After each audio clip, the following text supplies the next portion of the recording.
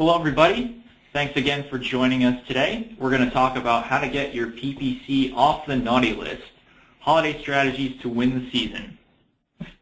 My name is Billy McCaffrey, and alongside with me I have Caleb Hutchings, and we're going to be taking you through some tips to help you prepare for the holiday season. Just a quick note, if you're into the social media thing and you want to start up a dialogue, maybe chat about some PPC, just hashtag WordStream, whatever social media platform is your preference there, and maybe strike up a little bit of dialogue while we go along here. A quick introduction to ourselves. My name is Caleb Hutchings. I'm a strategist here at WordStream.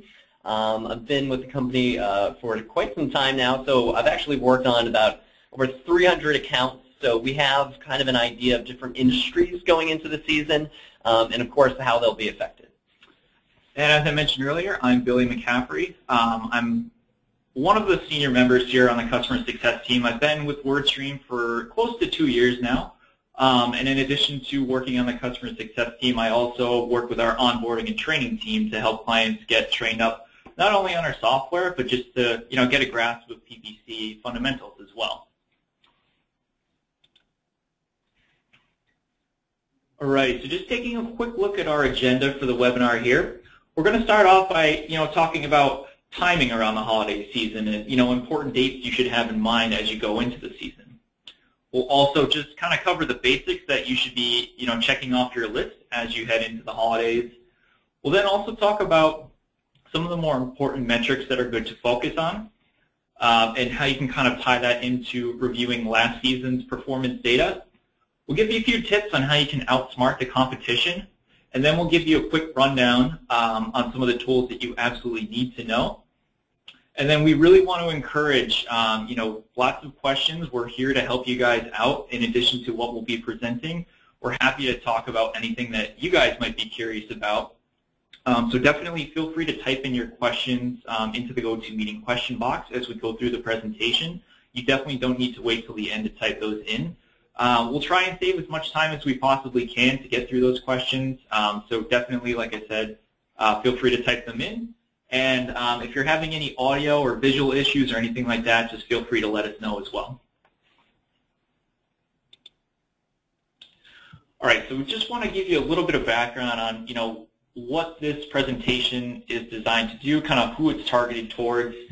With the holidays coming up, all about buying gifts for your loved ones and friends. So ideally, this will be more applicable for your e-commerce type of company who maybe you have some hot products, or maybe you're just trying to get an extra push in your sales there during the holiday season. This will really be geared towards you guys. Similarly, if you have any sort of relevant seasonal services, things like transportation, pet care or sitting, people tend to go on a lot of trips during the holidays. They need to kind of tie up those loose ends. That's a great opportunity to get your ads out there to make yourself known so you can attract some, additional potential customers. And same thing for local stores as well. If you guys happen to run any sort of holiday promotions, any sort of, holiday festivities that you want to get out there onto Google, definitely this webinar will be for you.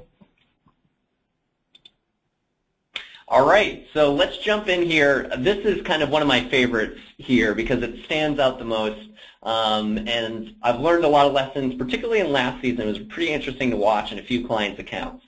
So let's start with kind of the obvious here, which is timing your approach. So this is what gets really serious because there's a very important date to the season, and it's November 1st. And if I could say there's kind of a big takeaway of this webinar, it is to know that date, because that's when everything shifts. This is literally when every advertiser that's kind of in for the holiday season turns on their account. The obvious question is, how do I know that? And working through last season and previous years, you can actually see impression share plummet on that date. So we had an account we were riding nice and kind of smooth. We had about a 50% impression share, which was competitive for the industry. On November 1st, that dropped down to 10% because all advertisers were coming to the space. It's getting real competitive. Of course, the correlation that you'll see is that the average CPCs start to raise. So they're going to be increasing as people are a little bit more competitive. A few of the more obvious dates, Black Friday. You have a lot of people there who are going to be hitting the pavement, trying to get into stores, really hunting deals. But as you've seen over the last few years, people are starting to get, kind of adverse to the idea. People who really are noticing that they're not getting tremendous bargains if you're not like the first 10 people in the store, or you're not getting trampled like through the doors, things like that. So I suggest that there's an opportunity here to people who might be adverse to that kind of experience, waiting out in lines or trying to get in those stores. That's a huge opportunity on the digital space. So this is why we suggest really getting on top of your strategy this season. The biggest obvious one, Cyber Monday. There's going to be a lot of competition in the space there. You don't want to wait till you get close to that date. This is why we're talking about these things in October. I know we're a week away from that November date, but I feel like we're close enough to really, be in tune and really be looking to make those changes. So keep these in mind. Cyber Monday is going to be huge, but we're talking about the things that need to be taken care of now so that you can really focus on pushing on that day. All right, thanks, Caleb. So now I just kind of want to review some of the basic things that you guys should be kind of thinking about as you head into this season. I want to start off by talking about your text ads. In particular, examine and kind of just go through your account and make sure that all of the links on your text ads are working correctly. I guarantee throughout the year you've made at least some changes to your website, maybe switched up some landing pages. But one step that really goes kind of under the radar, it's kind of easy to forget, is to update those text ads to reflect those new pages or the new areas of your website. So that's definitely something you want to do. You don't want to have somebody click on your ad, get to a page that doesn't work, and then all of a sudden you've lost out on that sale or that customer. That's super, super important to keep in mind. And like I said, it's kind of one of those things that you don't really think about until you actually have that problem. Another thing that's really important to keep in mind is your ad status, and in particular, whether or not your ad is going to be disapproved or approved with a limited status. And disapproved is pretty straightforward. As you guys are probably all well aware, Google has a ton of policies. They're very strict about them. It's practically impossible to stay on top of all of them.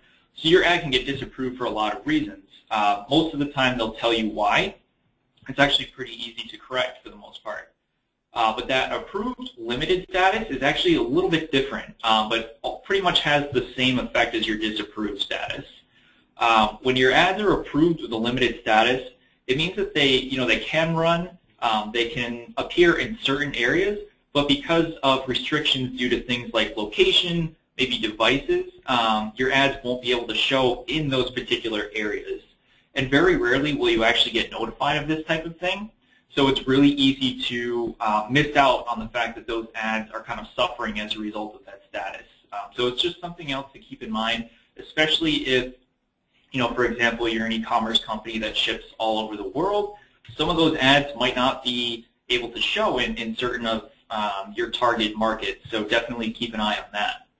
And then you also just want to make sure that your product line is up to date and reflected in your ad copy. Kind of beyond just your text ads, you want to make sure that you have nice campaigns, relevant ad groups, and obviously ad copy that really speaks to those new products. So, in addition to making sure that your product line is up to date, definitely you want to make sure and go through your account to update those as well. We had a quick question that we wanted to address before we move forward. We had a great question about how do you actually know? If you're not getting a notice from Google, you're not getting an error like you would for a disapproved ad, how would you know if you had an approved limited ad? You can actually go to all campaigns and then go to your ads tab, and there's an option to create a filter. And you can filter by the approval status and just uncheck all the ones except for approved limited, and that will show you. It's really kind of the only way that you can check, and I've had to do this for several clients where unfortunately they were getting 0 impressions when they had that status. We're telling you the textbook definition of what approved limited means from Google, but in all reality we tend to see in practical use that if you have that status, in a lot of cases you're not getting any impressions.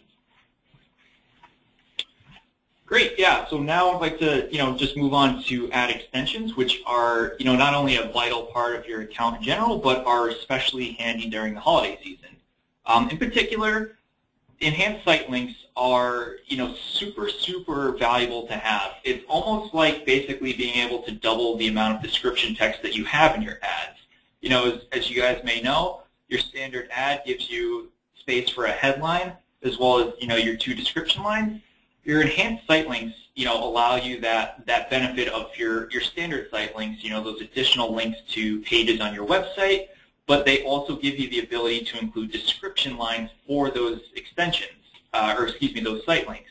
So it's a way to give your customers, extra information, maybe throw in some information on, promotions you might be having in particular to those products. So definitely you want to take advantage of those. One new thing that Google has going on is updates to your location extensions. So now what you'll need to do is actually set up what's called a Google My Business account, and then that My Business account will link up with your AdWords account to kind of automatically generate your location extensions. And we don't want to dive too much into how to set those up, because we kind of want to focus more on tips for your holiday season, but definitely it's important to get those set up, and we highly recommend reaching out to your customer success specialist or premier consultant to get those guys set up. And we also have, or Caleb's going to dive in a little bit later to one of the brand new extensions that is available through AdWords as well. So stay tuned for that.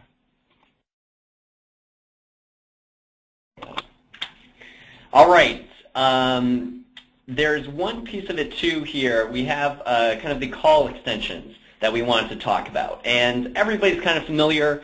We wanted to kind of pull this out for a specific reason. And this is because if you have a preference for this, you might want to accelerate on this call extension. You might want to utilize a certain setting within your extension and take advantage of this.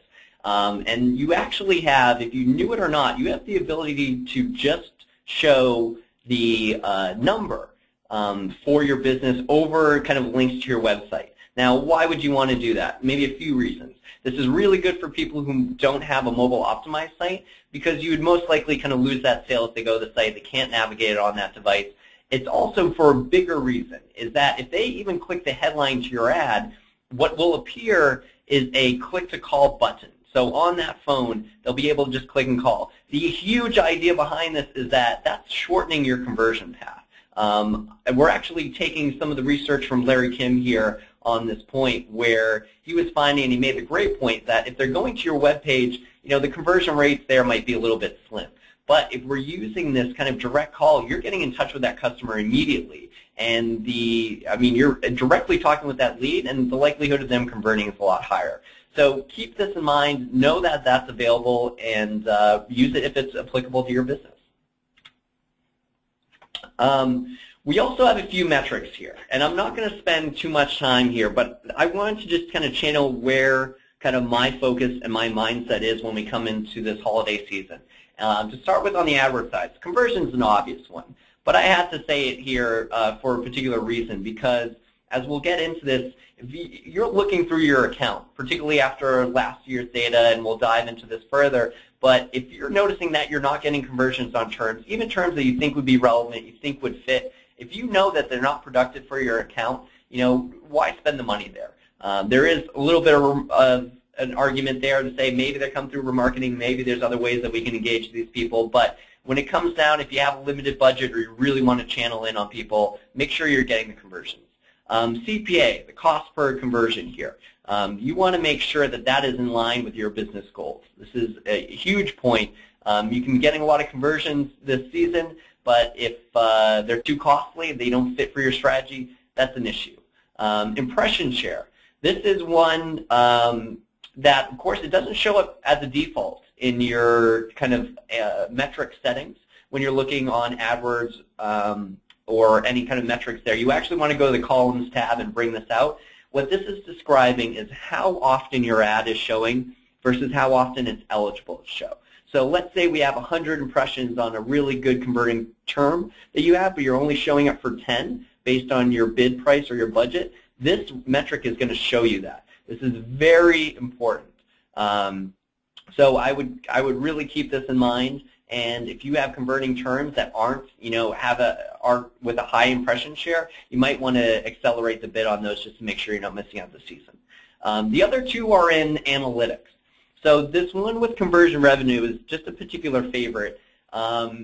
This is one where it's a variable setting in the analytics code. Sometimes you might have a static, like one-for-one conversion rate. This is interesting that if you can set it up with the variable so that it can count the amount of the transactions that occur through each, it could show you that even though you maybe had one conversion on a keyword, it actually produced maybe thousands of dollars in revenue. This is very interesting because it just provides you with a lot more business and strategic insight over just standard conversion values. The other would be time on site. And this is one that if you have a business where it's a little bit tougher to track conversion values, or maybe you don't have conversion tracking set up for whatever reason, you can actually look at this metric to show kind of what engagement is occurring on keywords coming into your site. If you're finding that you're getting a lot of volume and people are kind of bouncing or only spending a few seconds on your site, you might consider, of course, either getting rid of that keyword or bidding it down significantly. So keep these in mind. Look out for these. If you don't have conversion revenue set up and you have the potential to do so, definitely explore that option. Yeah, and kind of jumping off of what Caleb has been talking about here, you want to take those metrics that we just discussed and you kind of want to apply them to last year's performance data. Kind of being able to look at the trends that you experienced during the last holiday season can be really, really helpful in terms of guiding you in the right direction this year. And if you're brand new to AdWords, again, focus on the types of keywords that may convert for you generally, and just kind of run with that until you start to get some performance during the holiday season. But basically, you want to focus on what's converting, what isn't converting. If you're seeing a lot of keywords that are just kind of costing you money, not generating conversions for you, you're really losing out on a lot of your profit there. So you might want to think about pausing those types of keywords. And similarly, if you see keywords that maybe have a handful of conversions for you, but they're really not converting at a reasonable cost for you, they may be converting at a CPA that's much higher than you're comfortable paying. Those are the types of keywords you want to take action on as well, and think about pausing or potentially decreasing the bid to kind of reduce the costs around those keywords. One of the easiest ways to do that is to identify your negatives. This is a surefire way to help you control your costs. You can take a look at things like your search query data. Whether it's in WordStream, you can look at your query stream or your search terms report directly in AdWords. These two reports are just an absolute gold mine of data and resources to help you not only control your costs, but just find new opportunities for both negatives and keywords. So definitely we recommend just taking a look at what's going on in your account and making adjustments accordingly. And also too, in addition to making sure that your ad copy really stands out, you can actually set up ad scheduling kind of based on maybe the habits of your potential customers. For example, if you're only running promotions during the day, you may want to turn off those promotions or those ads at night, for example. And you can actually set bid adjustments for certain times of the day as well. So if you find that certain times of the day, get you some traction but don't really produce good quality conversions for you, think about setting less of an emphasis through that bid adjustment for those times of the day to really help spend your money as efficiently as possible.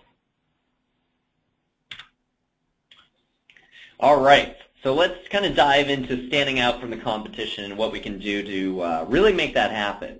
The first being, this is kind of cool. This is a particular favorite of mine. You probably have heard of this throughout kind of the year. It's relatively new. It's actually just been updated in the Google interface in the last week or so. So they're clearly giving it some attention, and this is expanding as we go. But we're going to talk about utilizing the display network, in particular aspects of it. So personally, I don't go out and just kind of broadcast, a general display campaign and slap a few kind of keywords in there. I like to get a little bit more targeted. And one of the ways to do this, and a particular favorite, is using some of these interest categories, particular in-segment audiences. So this is kind of my idea of using display tactfully, if you will. All right, why would we do that? Why would we incorporate display? Well, the CPCs are really cheap in comparison. If you have a business where, let's even say your average search CPC is kind of $4 or $5, display is around 40 to 60 cents in most cases. So it's really cheap. The other cool thing is that you don't have to pay for it, let people click, so a lot of people will see the message that you have to deliver without costing you money. So we're kind of talking about branding here. We're talking about introducing people to your brand that might not be familiar with it already. And that's pretty powerful, especially doing it inexpensively. So how would we kind of do this? One thing I want to highlight is using some of these categorical audiences. So there's kind of 3 different categories here that you can look into on these interest groups. There's affinity, there's in-market, and then there's the other interests. So the affinity is people who clearly are interested in this topic, like maybe a big sports fan, or they really like to kind of knit or sew or things like that. The in-market are people who have been determined by Google as actionably ready to purchase. So maybe they've been researching certain products. They've been looking on a lot of information online to a particular product. They're kind of in market, we'd like to say. And then the other would be other interests. Now, what I've found for a lot of clients is other interests is kind of like one big bucket that they kind of put everything else. I do find a lot of relevant groups in the other interest category. But those are the distinctions between those. So in-market is viewed as the valuable one, the kind of high ROI return, if you will. But I definitely use the other ones as well. So basically what we're doing here is we're trying to narrow it down. So a great example is I have a particular client who is looking to kind of introduce new home purchasers to a specific location. You can actually channel so far down into a group beyond real estate, beyond people looking for new homes versus old homes, into a specific category for new homes. And it's really kind of powerful. So we targeted that group in a specific area, and then we just kind of drive on some of the traffic coming in. You can also use it in the same way for, if you have people, in the image that we have here, we're just trying to show the area that's located, what the interface looks like. I mean, you can drive, since we're talking about the holiday season here, you can drive on costumes or people who have kind of an affiliation or interest in those. So keep these in mind. Again, the idea is inexpensive branding, introducing yourself to a new market. We also have kind of the scheduling here. This is kind of a big component. This is huge within the holiday because you want to think about the promotions that you have running. You want to think about how you're approaching different events. So Black Friday we've discussed. We have kind of Cyber Monday. These are extremely, extremely important. And then one thing that I think is so underutilized when it comes to ad extensions, specifically site links and call-out extensions, which is kind of the new one that we're going to discuss in detail a little bit later. This is really important. So one of the ones that I highlight, of course, if you have promotions by a certain day, so if you're getting late in the week and you really want to push kind of a weekend sale or it's going on Friday, use that to your advantage. You have same-day shipping, but it's only available if they ordered by 2 p.m. Why have that run after 2 p.m.? They can't get it. There might be something more relevant that you want to say. Really important stuff. The other would be call-out extensions. It's kind of the same idea. We're going to discuss it later. It's really just kind of short pieces of copy that look like site links but don't link anywhere. It takes up a lot of kind of space in a good way on your ad, providing you more real estate on the search engine result page. So keep in mind, how you'd want those to display and what you want them to say. Another use of display network that is really advantageous in this season is remarketing. And remarketing is a way of using display to advertise to people who have visited your website. So people have already come to your site, they're familiar with your brand, be it through organic, be it through social, be it through referral, whatnot. We have 2 different types of remarketing. There's standard or dynamic remarketing. Standard is kind of like you're creating a static text ad with a message that doesn't change. It's something that you design, that you build, either in the ad builder on Google, or you can kind of build it creatively with in-house resources. The dynamic is kind of you prescribe the framework of how you want these images to appear and what products will appear, but you're actually delivering the products that they looked at. So let's say I've done this many times myself. I go to a website, Indochino, to look at a suit or something, and they will follow me around with an ad for the specific suits that I look at.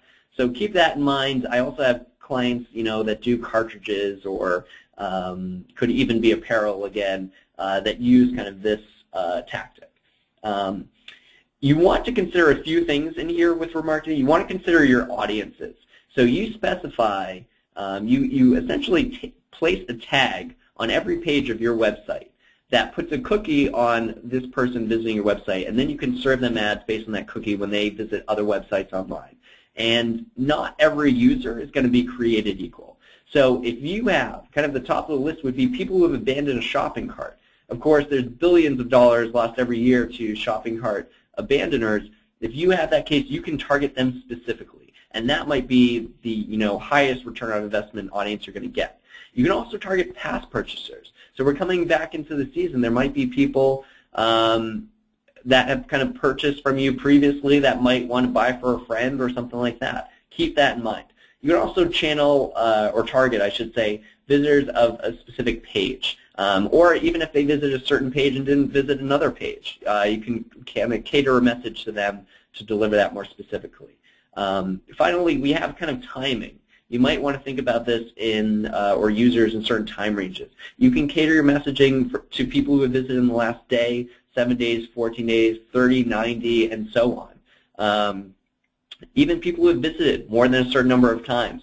Really important. If you're getting those repeat visitors, and maybe they haven't converted, or maybe you want to keep them engaged, you can keep them kind of focused on those products and that brand. And also, how much time do they spend on the site? People, or I should say, one favorite, remarketing audience that people like to use in remarketing is targeting people who stay on the site 30 seconds or more, because it kind of gets rid of those people who have only spent, a very short period of time on the site and haven't had, great engagement. Maybe they hopped on for 10 seconds, didn't see what they were looking for, and left. Well, you don't want to waste kind of your remarketing budget on people like that. So keep in mind those different audiences that you can create and how you can create those. I also wanted to talk about, quickly why I bring this up and what you can avoid failing on versus the kind of competition and your peers in the industry. The biggest one is that a lot of people don't take that time to use image ads.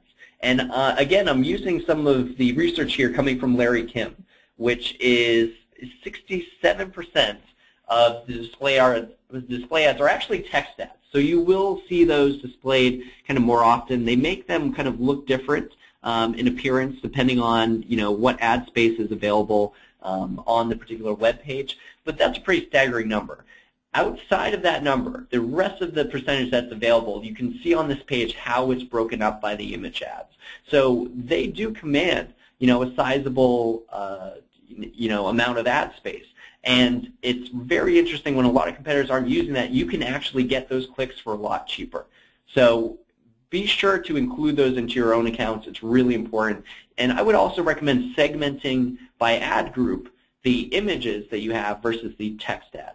And the reason I say that is for the point that I mentioned preceding that, the prices are a little bit different for average CPCs. Text ads might be a little bit more expensive. Image ads might be a little bit cheaper. Instead of giving it the same bid across each ad group, split those up from the start, and you'll be in good shape. One other thing that I would recommend is excluding mobile apps. You can do this in kind of the site category options here, and I'll show you how to do that kind of on this next slide. The reason I say this is if you do not kind of exclude mobile apps, you have the potential to show up in certain games and things. And I've seen accounts where there are games popping up that are costing real ad spend, which are flashcards for babies, or the flashlight app, or there's another one that's Kids Doodle. These things are spending your real money, and they look like on the surface, if you look at the campaign level, you think, oh, I'm getting clicks on my remarketing, people are engaged, people are really kind of taking it in, where really it's kind of like a toddler in the backseat of a minivan playing with the parent's iPhone. So you want to stay away from that. So I prefer to exclude those by adding a placement, AdSense for mobile apps, as a campaign exclusion. You can see in the image, that's on the left-hand side. You can add the exclusion, put it as a placement, and you'll be good to go. On the right-hand side, there are site category options. If you want to take it a step further, there's certain categories they might want to exclude, like death and tragedy. We've always seen, the poor PR nightmares that come from placing an ad on a very sensitive article or things like that. You probably want to exclude that. You probably want to exclude maybe in-game ads as well. Keep those in mind. Know that these exclusions exist there, and take advantage of them before cost really ramps up in the holiday season. We also have remarketing lists for search. This is very interesting. We've seen a lot of success for a few of our clients here. This is remarketing in kind of the same way, but instead of on display, it's through search ads, which is very interesting. So the strategy behind this is that you're bidding on people who visited your site again, who have that tag in the same way as display. But this enables you to bid on kind of maybe broader keywords that you wouldn't normally bid on, because instead of reaching that huge general audience where only a small percentage would be relevant to convert, you're actually reaching the people who are already familiar with your brand, and maybe you want to cater that message a little bit different based on kind of what they looked at, what they searched for, or kind of what the audience was that you created that remarketing campaign or ad group for. If they were looking at a certain page, maybe bid on a broad term and cater a message that would be most relevant to them. A few things to note: you do need kind of 1,000 cookies on the list in order for you to begin using it. So this is why we're having this webinar at this time. Set it up as soon as possible so that you can be building that cookie list and use it when the time comes. Very important. Shopping campaigns. This is one that's kind of overlooked from time to time, or it's kind of set up and then people don't think twice about it. This is extremely important as it commands the most dominant page, or excuse me, dominant position on the page. As you can see in the image below, this is one way that they can display. This is for a general search for office chairs. They can also display by two rows of 4 over each other on the right-hand side, or there's a few different ways here. But you can see how they're leading the top position search ad. So this is all done through the Google Merchant Center by creating a data feed. You might have already done this before, so this would be a little bit redundant. If you haven't, it's a little bit more of a process than I'm going to go into now. If you have an online store, you should have the capability to download an Excel spreadsheet of all of those kind of products, their link for the product page, and all this other information. And then you'd upload that in the Google Merchant Center, and Google would kind of display these ads based on the information you provide and based on manufacturing part numbers and things like that. The one thing that I would recommend here that I think is kind of overlooked after people get it set up, I don't think a lot of people revisit to really bid to CPA. We see a lot of costly shopping campaigns come in, and it's really because the items weren't bid to how much revenue they could produce with conversions or how often they were converting. So keep that in mind. Really bid them appropriately according to your own conversion goals and ROI goals. But this is something that if you have kind of e-commerce store or heavy on products, you really want to be in this game so that you don't kind of miss out versus competition. All right. So there's a few new tools that we want to really highlight kind of in the space for the season. You want to take advantage of these. Let's jump into them. Thanks, Caleb. Let's give Caleb a breather for a little bit. Let him get a drink of water. He did a great job there. So as Caleb mentioned, we did want to discuss with you guys a few new tools that are definitely kind of exciting definitely things you should be thinking about as well. The first is the change in the mobile space. And this is actually something that Google has released very, very recently, probably within the last week or two. They're essentially changing the way that your mobile ads are going to appear, kind of in favor of your ad extensions. So as you can see over on the left there, we have basically how your ad would appear today or prior to the change.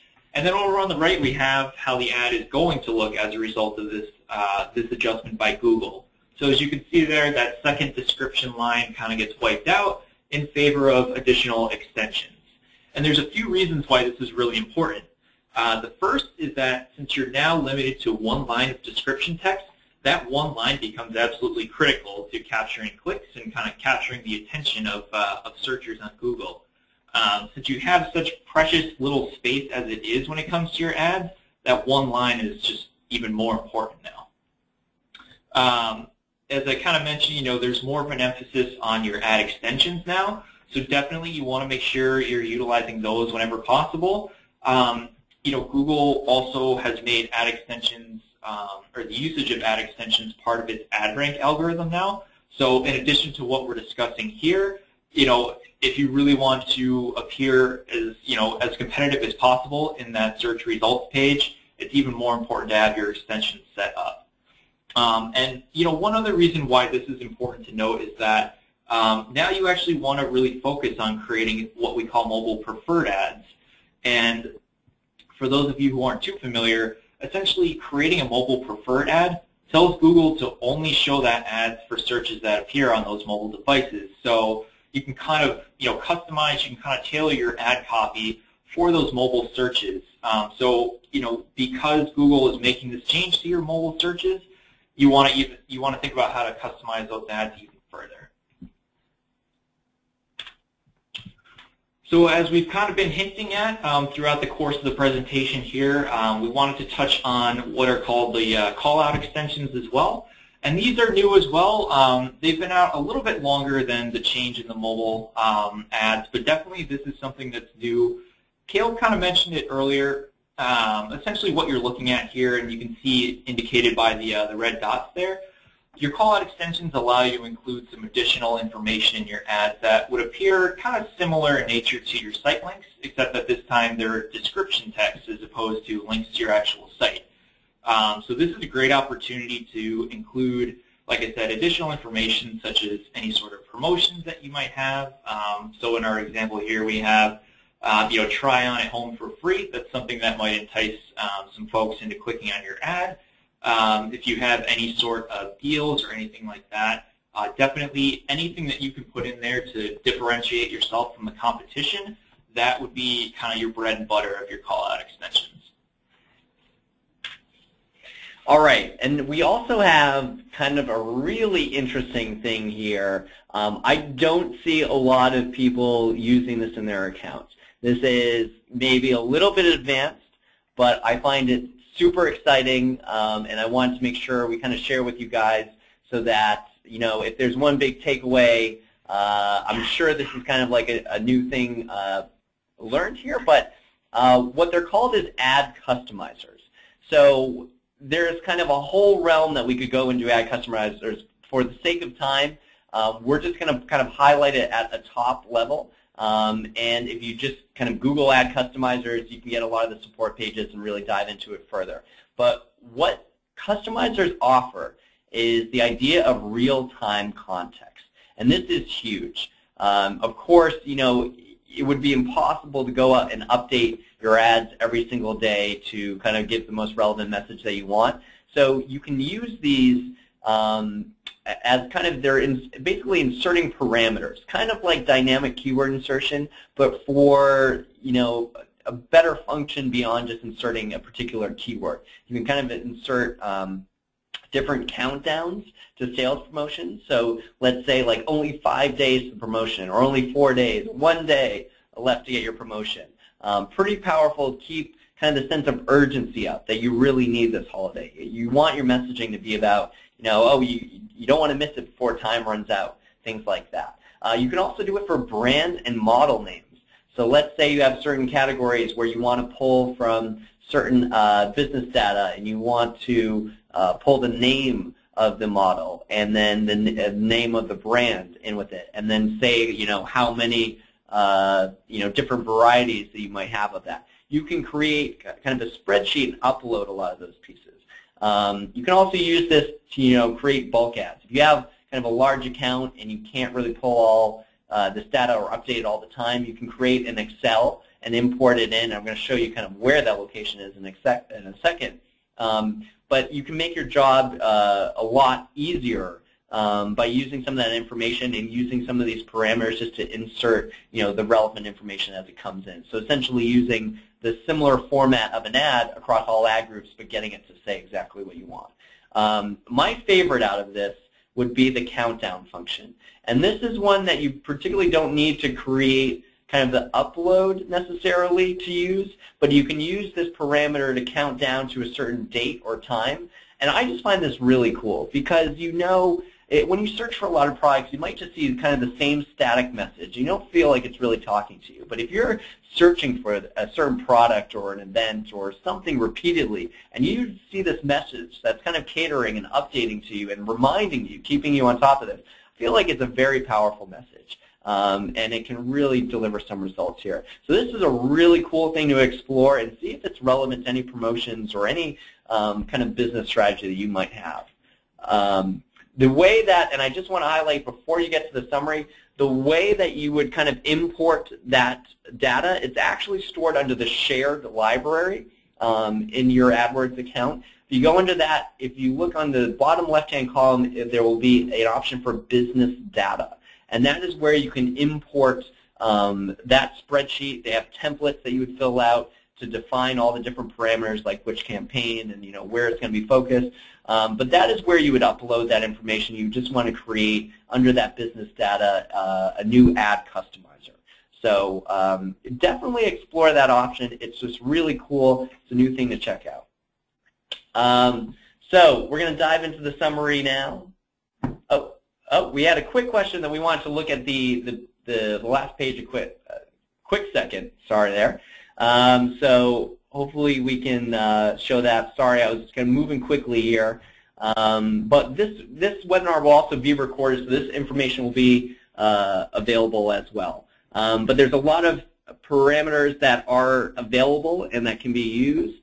So that's why I recommended support pages, just because there's a massive amount of information there. All right, so the summary. Let's get back to it. Just to wrap things up here, we want to leave kind of 15 minutes for questions. Don't forget to start with the basics. I cannot tell you, how many accounts I go into, and the broken links point is just huge. I mean, I go into accounts and it won't even say that it has a broken link. It won't get disapproved necessarily. But what will happen is maybe something updated on your website, so the link just goes to a page not found link on your site. And as Billy mentioned, how heartbroken would you be after the season when you're short on conversions and then realize that it just was going to a dead page? It's terrible. If you really want to go through your whole account quickly in order to figure out which ones might exist with such a link, you can actually Google scripts in order to do that. So if you just Google scripts for broken link in AdWords, you'll get a lot of results that will show you how to easily do that.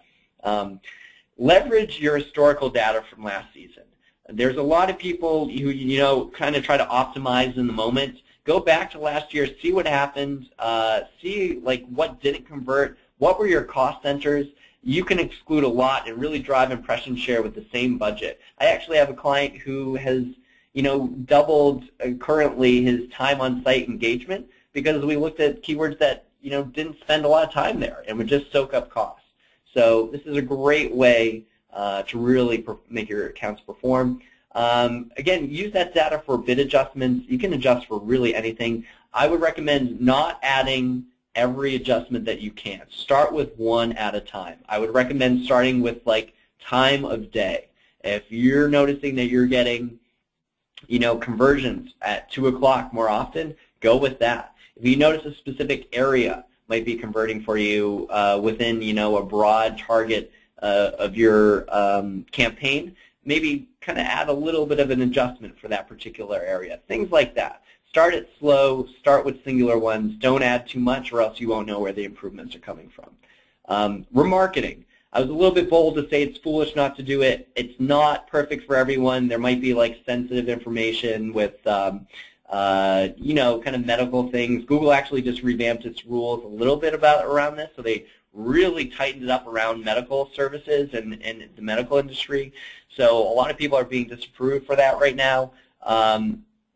To get kind of targeted back to e-commerce, it's highly relevant. Just consider the audiences that you're targeting. There's a lot of ways to cater that, and there's a lot of ways to get more specific. If you're just targeting all website visitors, you have a lot of opportunity.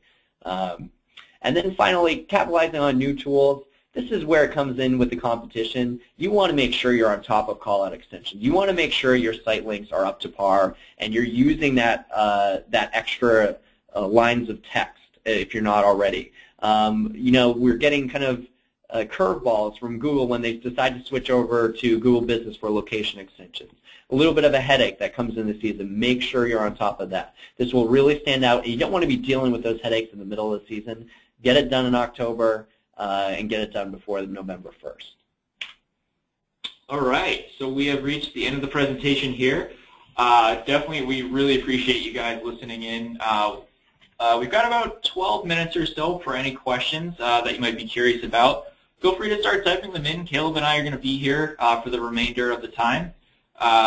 Definitely, like Caleb said, this session is going to be recorded, so if you feel like you might have missed something or you want to watch something over again, we'll make that available to you probably over the next few days. But again, thanks again for your time, and start typing those questions in.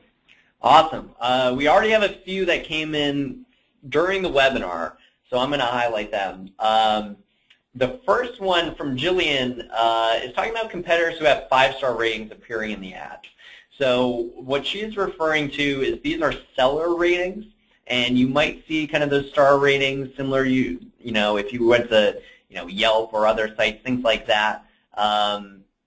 Those are coming from third-party seller sites, so like a BizRate is kind of a good example. Now, you don't have so much control over that. That's out of the it's out of the AdWords platform. That's actually Google trying to like crawl some of those reviews. Now, you do have to make a certain minimum. You need, it's something like 35 5-star ratings in order for them to start being eligible to show.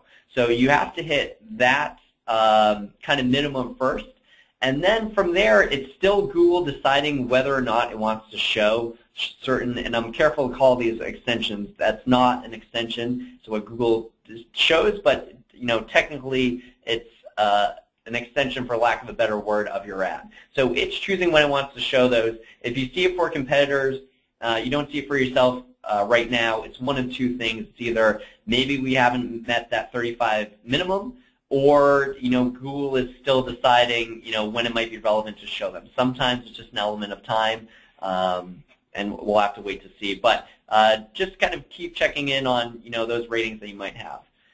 We have another question from Mark about click to call. So this is getting back to the mobile option, and does it work with call tracking?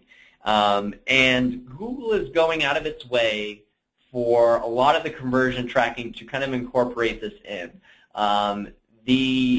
The short answer, I would say, is no to an extent, because the call tracking, in essence, would track back to a keyword level, right? And the click-to-call option, if you're using Google forwarding, it's kind of like call forwarding. That might be switching the number to an 800 number, something like that. If you're using call tracking kind of in-house, it's going to use like maybe a static number because it can't switch it out with the call extension. So what you would be essentially doing, and I'm trying to remember the correct term for this, I believe it's called source tracking. It would be, yeah, the question is, would it work with WordStream's call tracking? And the answer would be no. The quick answer would be no, and for the same reason. Is because you're going to be putting in a static number because you can't update it dynamically through the call extension. And this is an answer Google is trying to figure out itself. Since that part can't be switched, what you're essentially doing with that static number is what's called source tracking, which means you'll know the conversion's coming from a call extension because of the number, but you won't be able to track it down to kind of keyword level. So we have a question here for Paula on how to, on the call-out extension, the option not linking to pages versus like kind of only showing the phone number. So I wanted to clarify that a little bit, and the difference with kind of the second line, like looking like a link because there's site links and things like this. So what this is, well, let's answer the first part. The first part is that the setting is an option where you can kind of only show, or maybe make it only an option. I shouldn't say only show. Make it only option that it results in that click to call button for that setting. And while those links look like they can click like same as the headline, it will kind of bring up that phone number. The question actually that I might not be able, I haven't tried it on my own device, but if you choose not to call, if you would be able to use those site link extensions that you're talking about. I'm not sure about that. I'm not sure either. That's a good question. It would be something worth checking out, though. Yeah, the technical definition that we get is that it will serve the call thing if you go to click on it, but if you were to refuse the call, if you would be able to click through. That's a great question. We might actually need to follow up on that one because I haven't tried it personally myself, and I think the use case history of that might have changed as of recent. So let's explore. That's a great question, and we'll circle back on that one. We've got another question here from Deepshika.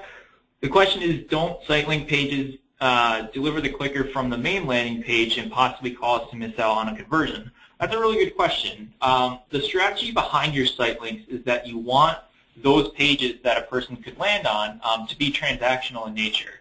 So you wouldn't want to necessarily have a site link set up that would send that person to maybe like an informational page, like your blog or what have you. You always want any sort of landing page destination to be transactional. Like you want there to be some sort of action that that person can take. So if we take the example of like an e-commerce client, maybe something like Ray-Ban sunglasses, they would have their standard landing page that you could get to by clicking on the ad's headline, but their site links might be pages to different types of sunglasses or maybe customized products. Basically, clicking on one of those site links gets you to another product page where you still can make that purchase. So yes, you may not get the conversion that the ad is necessarily kind of promoting, but if you can get someone in to maybe buy a product through one of those site links, you're still going to be making that sale.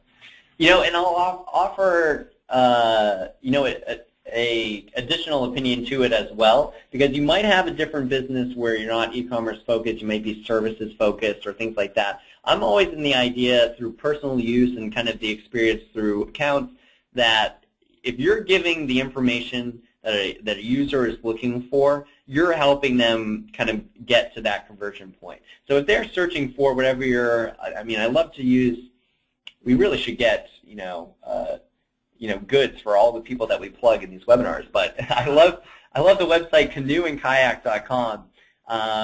And if you see the breakdown of their pages, how you essentially structure it as site links, you have like a gear page or you have like a video page and things like that. And basically, if you're getting the user there, you're creating a positive experience with your brand, and I think that's very valuable. The other end of the spectrum is also, if you look at the statistics, specifically the click type, when you're looking at those extensions, you'll see that most of the people, like the majority of the percentage, is clicking on the headline.